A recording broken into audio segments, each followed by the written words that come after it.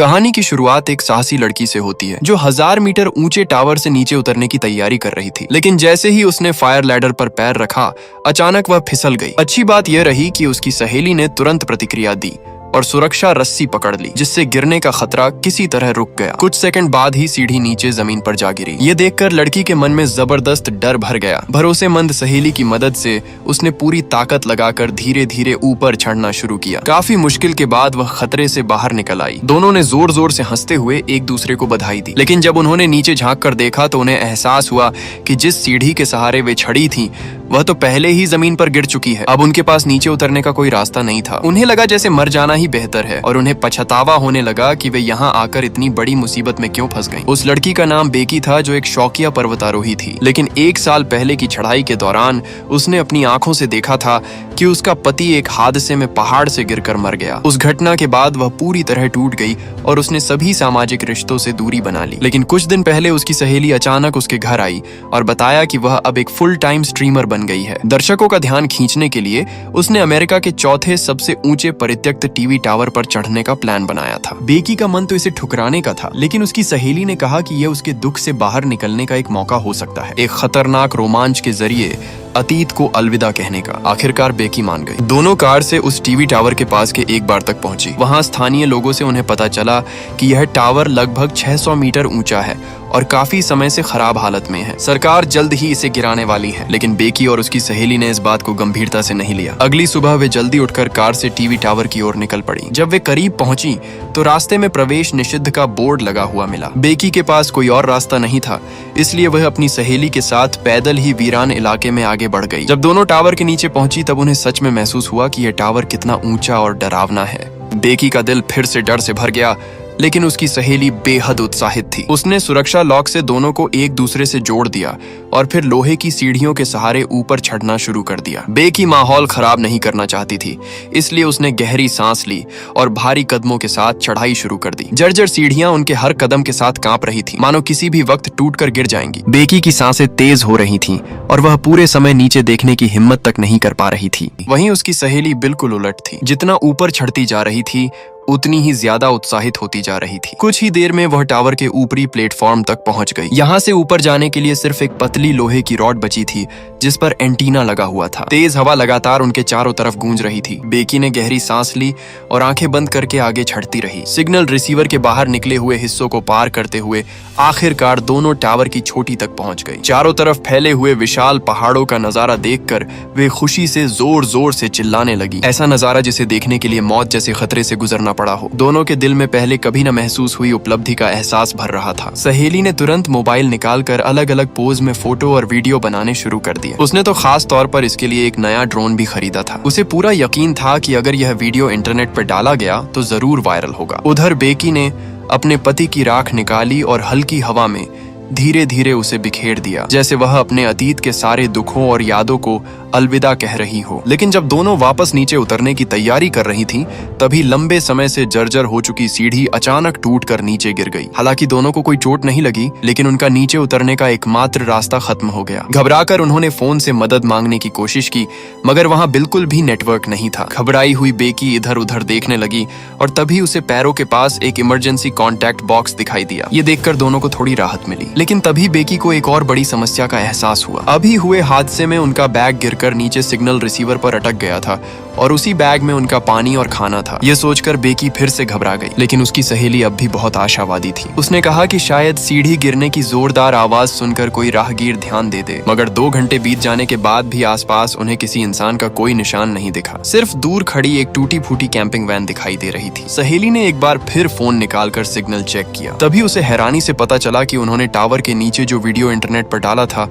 उस पर किसी ने लाइक किया है। इसका मतलब था कि अगर फोन को थोड़ा और नीचे ले जाया जाए तो शायद नेटवर्क मिल सकता है। दोनों ने मिलकर तुरंत फोन में मदद का मैसेज टाइप किया, फिर रस्सी से फोन को धीरे धीरे नीचे लटकाने लगी। सोचा कि जैसे ही फोन नेटवर्क की रेंज में आएगा तो मैसेज अपने आप भेज दिया जाएगा। लेकिन अफसोस रस्सी की लंबाई सीमित थी। यहाँ तक कि जब सहेली खुद लगभग हवा में लटक गई तब भी फोन को सिग्नल नहीं मिला। तभी बेकी के दिमाग में अचानक एक अजीब सा विचार आया। उसने कहा कि हम मोबाइल को नीचे फेंक सकते हैं, बस इतना ध्यान रखना होगा कि वह टूटे नहीं। उन्होंने मोबाइल को जूते के अंदर रख दिया, लेकिन हिलने डुलने की वजह से वह सुरक्षित नहीं लग रहा था। तभी सहेली ने जल्दी से अपनी मोजे उतार कर जूते के अंदर भर दिए ताकि मोबाइल ठीक से फिक्स हो जाए। सब कुछ ठीक से सेट करने के बाद दोनों ने उम्मीद भरे दिल से जूता नीचे फेंक दिया। अब यह सफल होगा या नहीं, यह किस्मत पर ही निर्भर था। सहेली दूरबीन लेकर चारों तरफ देखने लगी। तभी अचानक उसे टावर के नीचे किसी इंसान की हलचल दिखाई दी। दोनों जोर जोर से चिल्लाने लगी, लेकिन दूरी इतनी ज्यादा थी कि उनकी आवाज वहां तक नहीं पहुंच पा रही थी। बेकी घबरा गई और तुरंत अपना दूसरा जूता भी नीचे फेंक दिया। किस्मत से वह जूता गिर चुकी सीढ़ी से टकराया और आखिरकार उस आदमी का ध्यान उधर चला गया। बेकी और उसकी सहेली खुशी से हंसने लगी और उन्हें लगा कि अब वे बच जाएंगी, लेकिन वह आदमी बस इधर उधर देखने लगा और उसे टावर के ऊपर खड़ी दोनों लड़कियां दिखाई ही नहीं दी। सहेली ने तुरंत बेकी को रोका और कहा कि यह उनका आखिरी मौका है, बेहतर होगा कि रात होने का इंतजार करे और फिर सिग्नल दे, क्योंकि वह आदमी अभी आसपास ही है। आखिरकार सूर्यास्त हो गया। बेकी ने सिग्नल गन निकाली और उसे चला दिया। इस बार उस आदमी ने टावर की चोटी पर खड़ी दोनों लड़कियों को देख लिया। दोनों खुशी से उछलने लगी और उन्हें लगा कि अब वे इस भयानक जगह से निकल पाएंगी। लेकिन तभी वह आदमी धीरे धीरे उनकी कार के पास गया, कार की खिड़की तोड़ दी और खुलेआम कार स्टार्ट करके उसे लेकर भाग गया। इस बेरहम लूट को देखकर बेकी और उसकी सहेली की सारी उम्मीदें टूट गईं। टावर के ऊपर चमकती हुई सिग्नल लाइट भी अब उन्हें कोई सुकून नहीं दे पा रही थी। दोनों एक दूसरे के सहारे बैठकर पूरी रात वहीं गुजारती रही। सुबह जब सूरज निकला तब तक उनका शरीर और मन दोनों पूरी तरह थक चुके थे। रेस्क्यू टीम अभी तक नहीं आई थी। इसका मतलब था कि जो मोबाइल उन्होंने नीचे फेंका था वह सिग्नल मिलने से पहले ही शायद टूट गया होगा। बेकी ने अचानक अफसोस भरे स्वर में कहा कि काश उनका ड्रोन अभी भी होता तो वे उसे उड़ाकर पास के बार तक मदद का संदेश भेज सकती थी। सहेली ने नीचे थोड़ी दूरी पर पड़े बैग को देखा और सोचा कि जब तक उसमें ताकत बाकी है वह सुरक्षा रस्सी की मदद से नीचे उतरने की कोशिश कर सकती है। उन्होंने रस्सी के एक सिरे को लोहे की छड़ से मजबूती से बांध दिया। सहेली ने गहरी नजर से बेकी की ओर देखा और फिर नीचे उतरना शुरू कर दिया। लेकिन सबसे परेशान करने वाली बात यह थी कि रस्सी की लंबाई कम पड़ रही थी। वह मंजिल से थोड़ा पहले ही रुक जा रही थी। आखिरकार सहेली को अपना सेफ्टी लॉक खोलना पड़ा और अपने शरीर के वजन के सहारे जोखिम उठाकर आगे कूदना पड़ा। वह सिग्नल रिसीवर पर गिर गई। नीचे पहुंचते ही उसने लंबी सांस ली, लेकिन बैग मिल जाना ही सब कुछ नहीं था, क्योंकि अब वापस ऊपर कैसे पहुंचना है ये एक और बड़ी समस्या थी। सहेली ने थोड़ी देर सोचा और बैग में से सेल्फी स्टिक निकाल ली। उसने पहले बैग को सुरक्षा रस्सी से बांध दिया, फिर बेकी के हौसला बढ़ाने पर उसने छलांग लगा दी। अच्छी खबर यह थी कि वह बैग को पकड़ने में सफल हो गई, लेकिन बुरी खबर यह थी कि जब वह लगभग टावर की चोटी तक पहुंचने वाली थी तभी उसके हाथ फिसल गए और वह नीचे गिर पड़ी। ये देखकर बेकी पूरी तरह डर गई। उसे लगा कि शायद उसकी सहेली मर गई। काफी हिम्मत जुटाकर जब उसने नीचे झांक कर देखा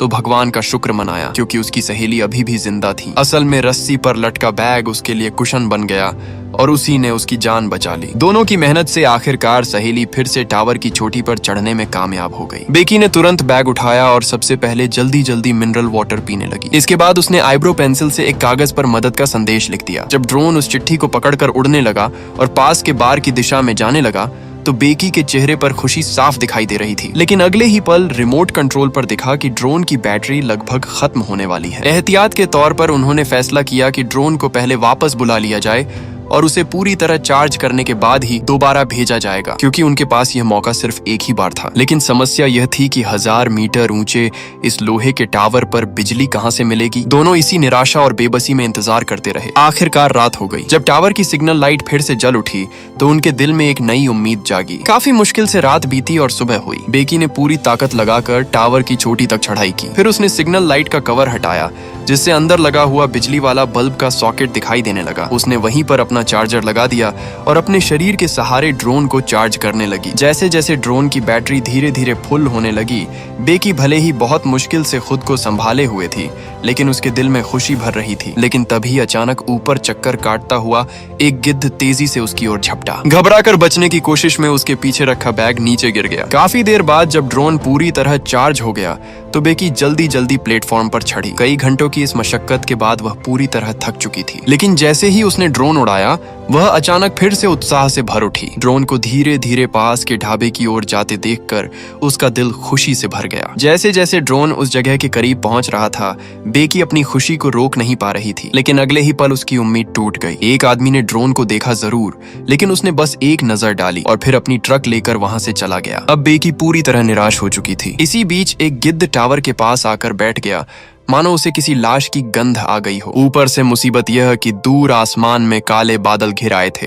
और एक भयंकर तूफान आने वाला था। बेकी को लगने लगा कि अब वह और ज्यादा देर तक टिक नहीं पाएगी। तभी उसकी सहेली ने उसे हौसला दिया और कहा कि उसे कुछ खाकर ताकत वापस लानी चाहिए। बेकी ने अपने तंग जूतों की तरफ देखा और सुझाव दिया कि एक बार फिर मोबाइल नीचे फेंककर कोशिश की जाए। लेकिन तभी सहेली ने अपना चेहरा उसकी तरफ घुमाया और कहा कि जूते तो पहले ही नीचे गिर चुके हैं। तभी बेकी को अचानक याद आया कि असल में उसकी सहेली कल ही गिरकर मर चुकी थी। वह सिर्फ अपने डर और अकेलेपन की वजह से यह कल्पना कर रही थी कि उसकी सहेली अभी भी जिंदा है। सच्चाई समझते ही बेकी फूट फूट कर रोने लगी। उधर तूफान तेजी से करीब आ रहा था। बेकी ने अपने शरीर को गोल करके समेट लिया और दोनों हाथों से लोहे की छड़ को कस कर पकड़ लिया। पता नहीं कितना समय बीत गया, धीरे धीरे उस औरत की आंखें बंद होने लगी। जब तूफान शांत हुआ तो एक गिद्ध बेहोश पड़ी बेकी के पास आकर बैठ गया। कुछ देर देखने के बाद वह उसके घावों से सड़ा हुआ मांस नोचकर खाने लगा। लेकिन तभी अचानक बेकी ने अपने दोनों हाथ बढ़ाकर गिद्ध की गर्दन पकड़ ली। असल में वह अभी तक सिर्फ बेहोश होने का नाटक कर रही थी ताकि गिद्ध को पकड़कर उसका मांस खाकर अपनी ताकत वापस पा सके। खाने और ताकत जुटाने के बाद बेकी ने सुरक्षा रस्सी को लोहे की छड़ से बांधा और नीचे उतरना शुरू कर दिया। जब वह रस्सी की आखिरी सीमा तक पहुंची तो उसने सेफ्टी लॉक खोल दिया और एक बड़ी छलांग लगा दी। इस तरह वह आखिरकार उस प्लेटफॉर्म तक पहुंच गई जहां उसकी सहेली गिरकर मर गई थी। वहां मौजूद गिद्धों को उसने गुस्से भरी नजरों से भगा दिया। इसके बाद उसने फिर से मोबाइल निकाला, उसमें मदद का संदेश टाइप किया और उसे अपनी सहेली के जूते के अंदर रख दिया। अपनी सहेली की खुली आंखों वाली लाश को देखकर बेकी के दिल में गहरा पछतावा था, लेकिन इसके बाद उसने जो किया वह रोंगटे खड़े कर देने वाला था। उसने जूते को अपनी सहेली की लाश के अंदर फंसाया और पूरी ताकत से उसे नीचे धक्का दे दिया। इस तरह उसकी सहेली का शव 1000 मीटर ऊंचाई से नीचे गिर गया। नीचे गिरते समय शरीर कुशन की तरह काम आया और मोबाइल टूटने से बच गया। आखिरकार मोबाइल से भेजा गया मदद का संदेश सफलतापूर्वक भेज दिया गया। जब रात हुई तो बेकी के पिता और रेस्क्यू पुलिस दोनों घटनास्थल पर पहुंच गए। लगभग 60 घंटे तक चले इस खतरनाक संघर्ष के बाद बेकी चमत्कारिक तरीके से बचा ली गई और इसी के साथ फिल्म यही समाप्त होती है।